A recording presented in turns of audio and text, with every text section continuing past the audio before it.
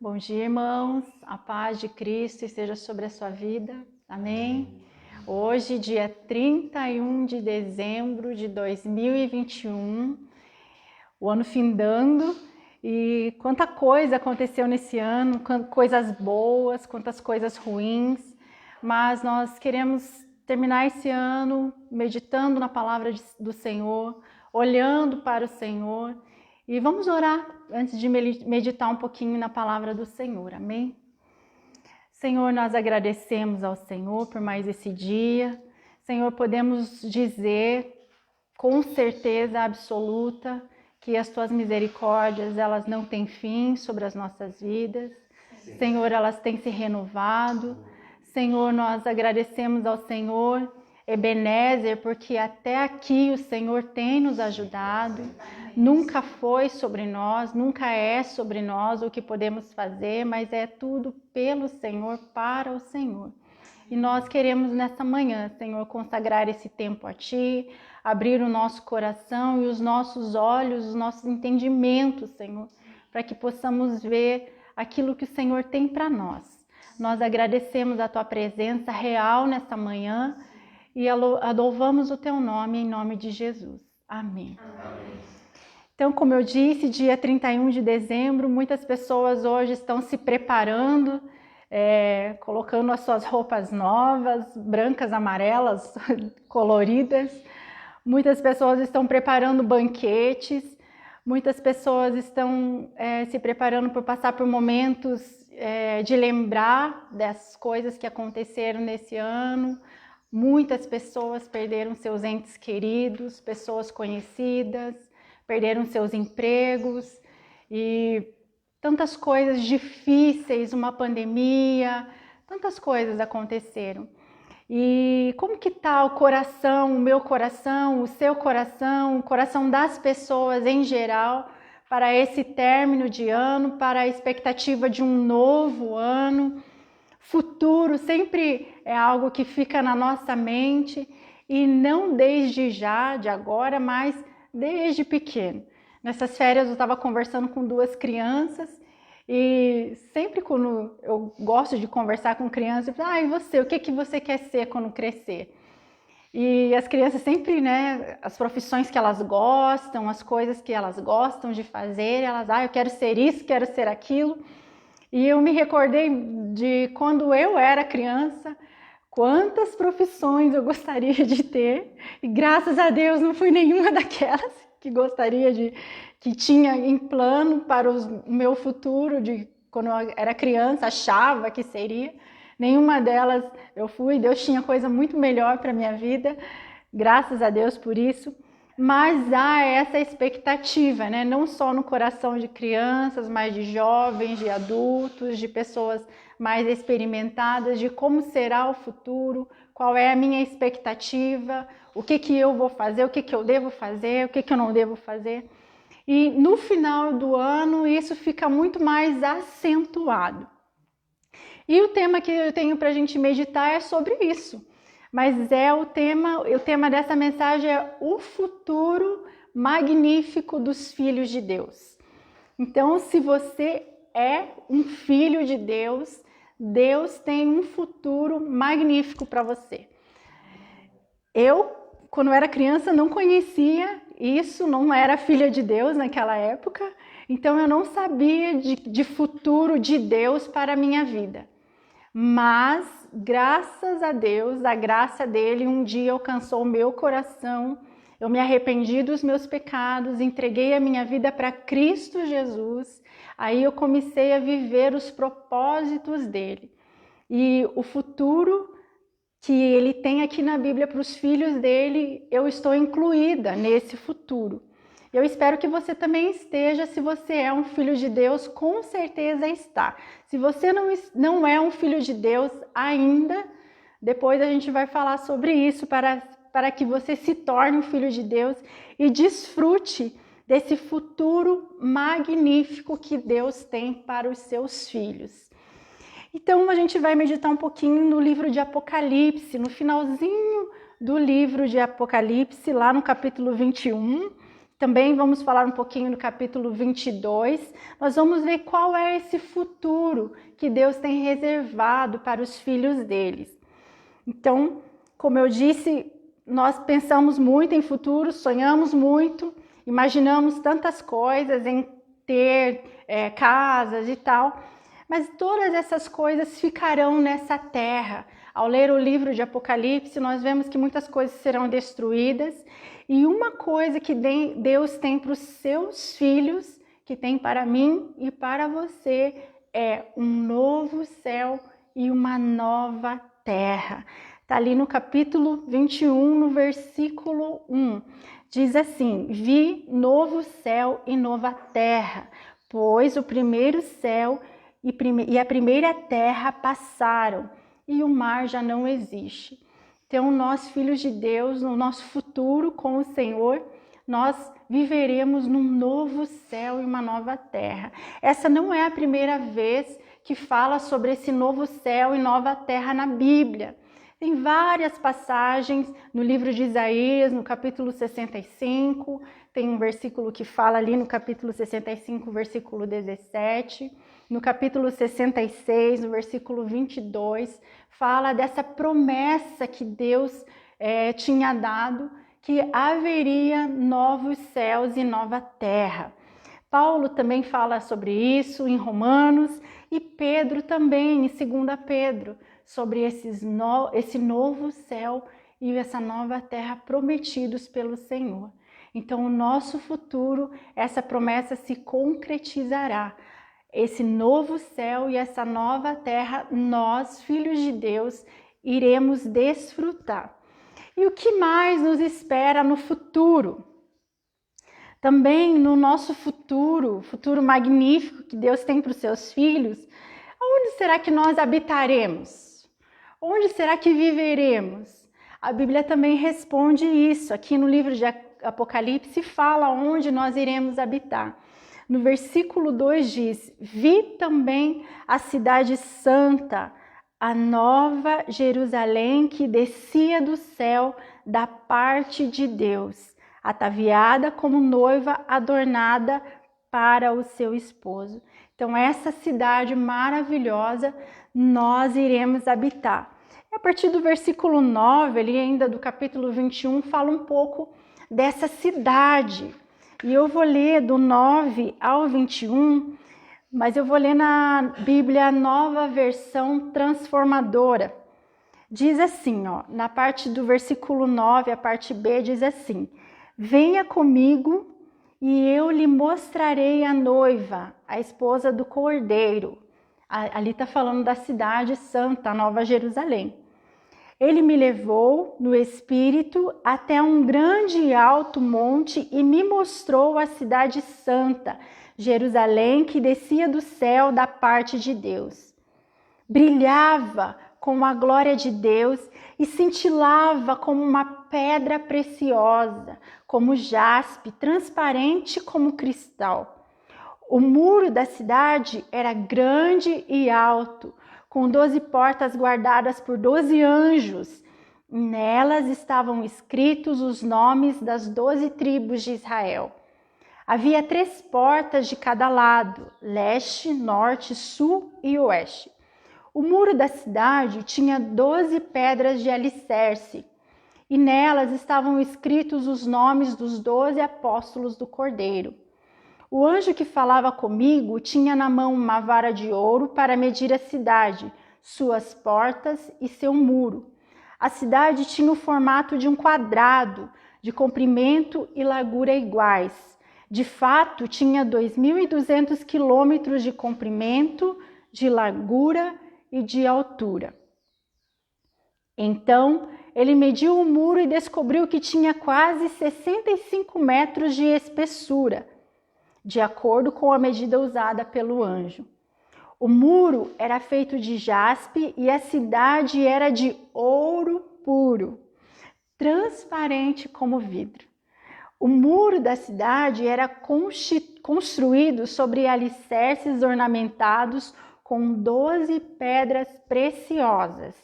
A primeira com jaspe, a segunda com safira, a terceira com ágata e a quarta com esmeralda, a quinta com ônix, a sexta com cornalina, a sétima com crisólito, a oitava com berilo, a nona com topázio, a décima com crisópaso, a 11ª com jacinto e a 12ª com ametista.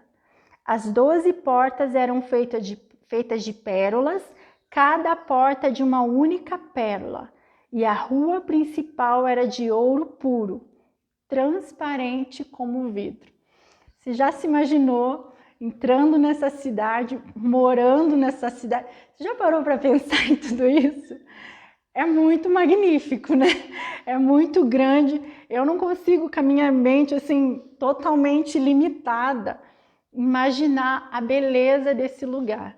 É nesse lugar, é esse lugar que Deus tem preparado para mim e para você. Que lugar esplêndido, maravilhoso. Mas será que é só isso que o Senhor tem preparado para os seus filhos? Não, tem muito mais. Ali no capítulo 21 fala ainda que mesmo dentro dessa cidade, o que acontece ainda nessa cidade lá, né? Ela não tem santuário. No versículo, continuando ali no versículo 22 desse capítulo 21, diz assim: nela não vi santuário, porque o seu santuário é o Senhor, o Deus Todo-Poderoso e o Cordeiro. Então não haverá nenhum lugar feito para que possamos entrar para adorar a Deus. Não, o santuário é o próprio Deus, em que estará conosco, aonde receberá dos seus filhos todo louvor, toda honra, toda glória, toda adoração. Nessa cidade maravilhosa também não terá iluminação. Não vai ter poste, não vai ter semáforo, nenhum tipo de iluminação. Olha comigo ali no versículo 23. A cidade não precisa nem do sol e nem da lua para lhe darem claridade. Por quê? Porque a glória de Deus a iluminou e o Cordeiro é a sua lâmpada. Vai deixando todas essas coisas encherem o teu coração nesse dia, para que você vá guardando no seu coração essas coisas tão preciosas que estão preparadas para você. Que mais que terá nessa cidade em que nós iremos morar? As portas, versículo 25, estarão sempre abertas. No versículo 25 diz assim: as suas portas nunca jamais se fecharão de dia, porque nela não haverá noite. Que mais que tem nessa cidade? Não tem nada de errado na cidade. Não haverá corrupção, ladrão, perigo de você dormir com janela aberta. Não terá nada disso. Olha comigo no versículo 27. Nela nunca jamais penetrará coisa alguma contaminada, nem o que pratica abominação e mentira, mas somente os inscritos no livro da vida do Cordeiro. Que cidade é essa, minha gente? Que mais tem nessa cidade? Ali no versículo 20, no capítulo 22, a gente vê mais um pouquinho do que Deus colocou nessa cidade ali, que nós iremos desfrutar. Nessa cidade também tem um rio. Você gosta de rio? Você gosta de pescar? Você gosta de nadar no rio? Eu não sei como vai ser esse rio, mas eu posso imaginar muitas coisas.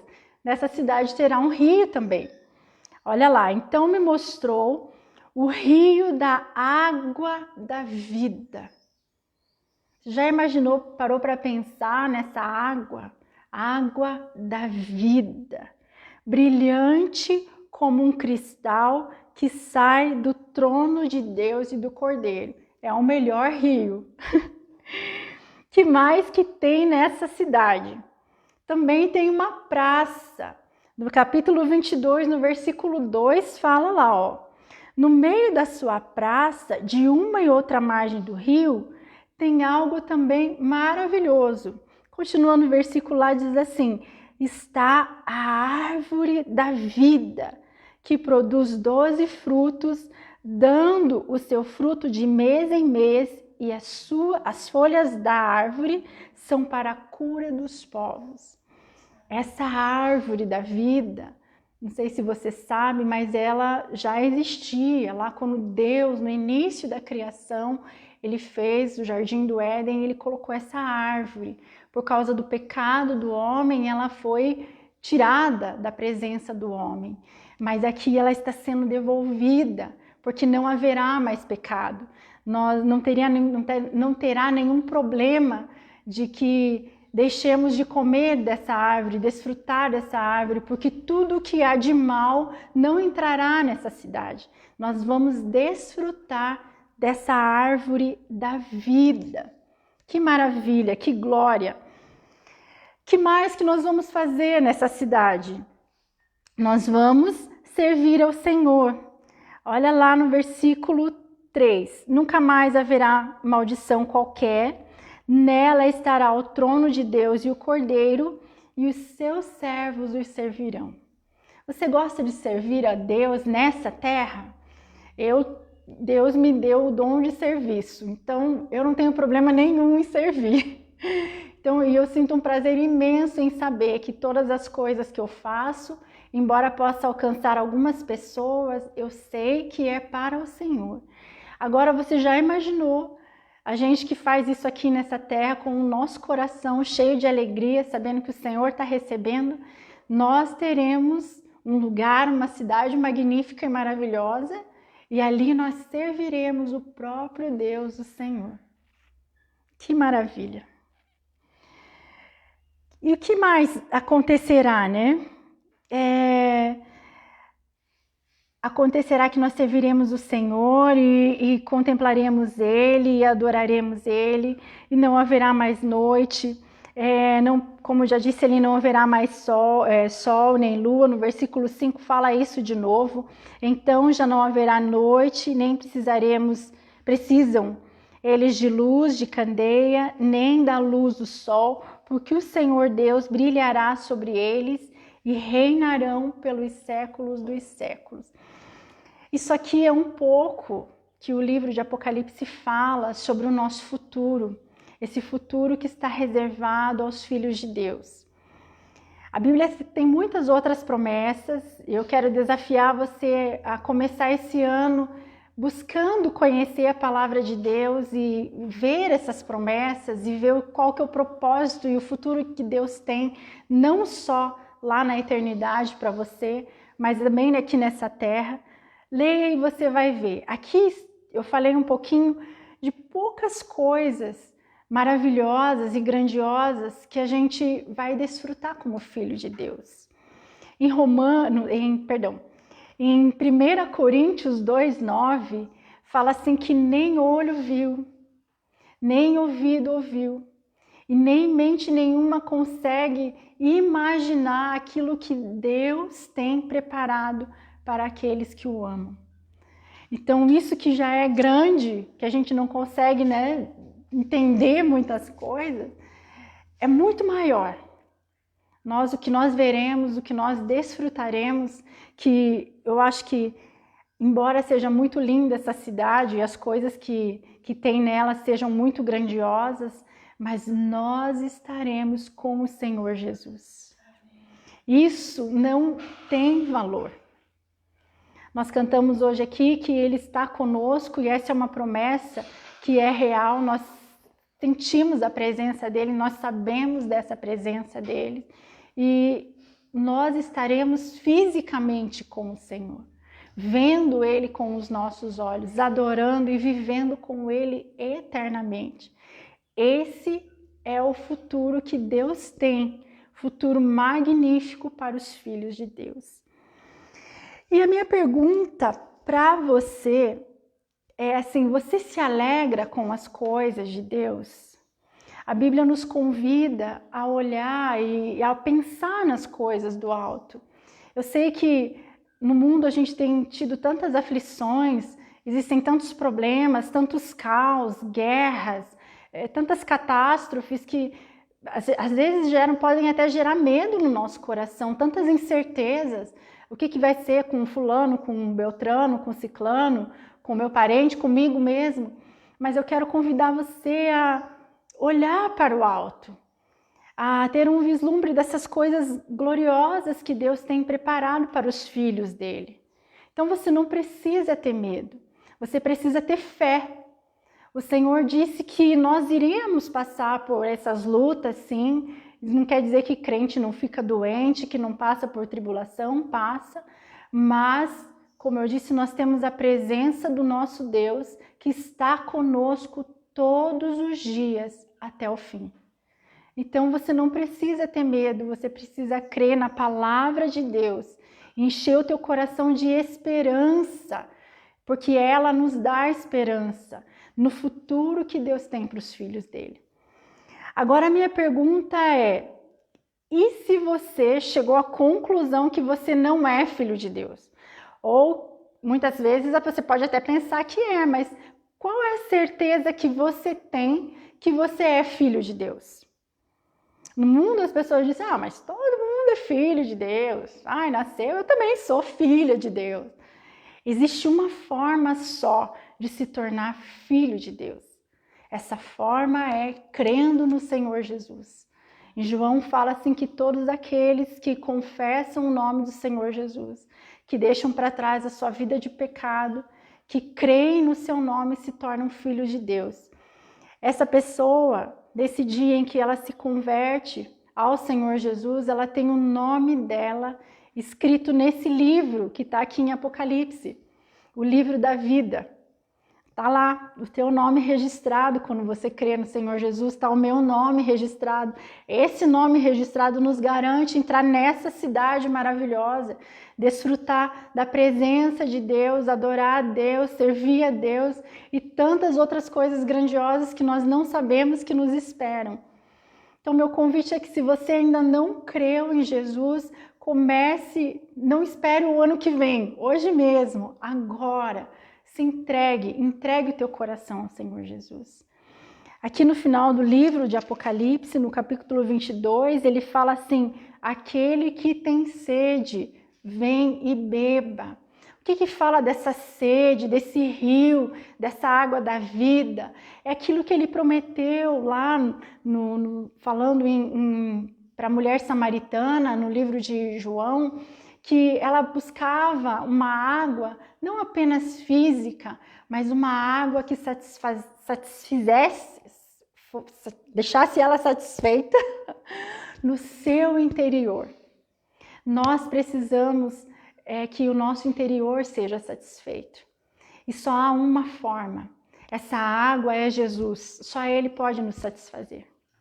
As pessoas em começo de ano, em final de ano, sempre fazem promessas, querem ter coisas para ser totalmente satisfeitas e não são. Porque embora tendo algumas coisas, elas sempre buscam mais e sempre buscarão e nunca serão satisfeitas. Porque a única coisa que pode satisfazer é Jesus. Se você tem essa sede de ser satisfeito, aqui está o convite. Jesus está dizendo, venha e beba. Vá até Jesus. Ele vai inundar a tua vida com a graça dele, vai te transformar, vai te dar um propósito na sua vida, vai te santificar e você vai viver com essa esperança maravilhosa nessa terra, não nessa terra, mas viver nessa terra com esperança na nova terra e no novo céu. Então, que você se torne, nesse final de ano, nesse começo de ano, um filho de Deus.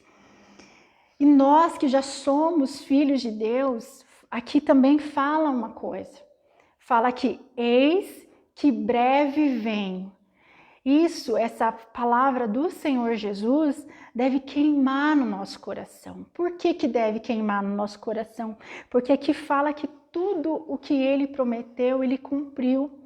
Aqui mesmo no livro de Apocalipse fala assim, está feito. Mais uma vez o Senhor Jesus disse isso. Quando Ele cumpriu a sua obra de salvação ali na cruz, Ele disse, está consumado.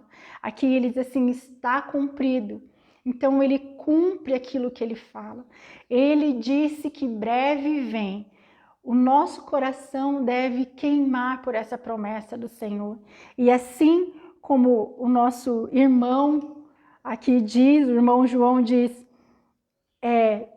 Maranata, vem Senhor Jesus, que isso esteja no meu coração, no seu coração, cada dia desse novo ano. Que anseie a vinda do Senhor Jesus. Que esse anseio pela vida dele gere mais busca no nosso coração de conhecê-lo, gere mais busca pela santificação, mais busca para servi-lo, mais busca para estar perto dele e fazer a sua vontade.